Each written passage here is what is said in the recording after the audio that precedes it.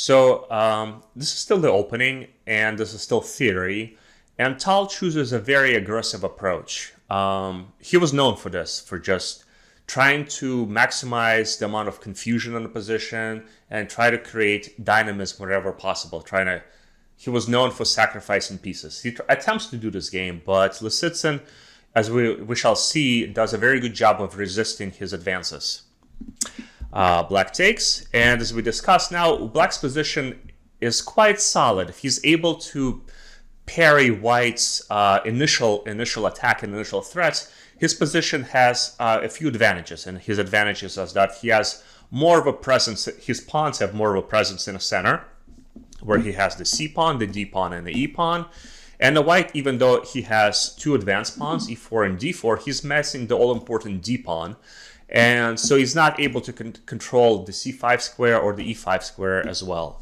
So it's in White's best interest to do something quickly. And Tal does. He plays E5, just really like going with his modus operandi, just to try to create confusion and try to attack your opponent as quickly as possible.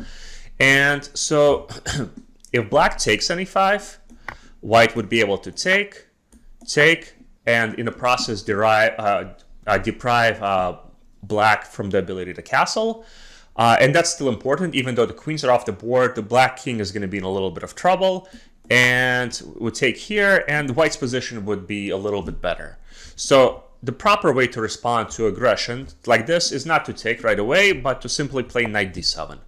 And we can see already that White's advances with the pawns, these two pawns, the F pawn and the E pawn, are a little bit superficial. The pawns by themselves, they cannot really do too much damage. To properly utilize a pawn push, usually you have to support it by pieces, especially in the opening and the middle game, especially in the opening, because if you advance pawns too much further, it creates open space behind them, and they can be attacked from the back or from the side. And if they do not have support of pieces and other pawns, they can actually become weaknesses rather than strength extremely quickly. So that's what Lisitsyn tries to do. He plays knight d7, which is a theoretical move.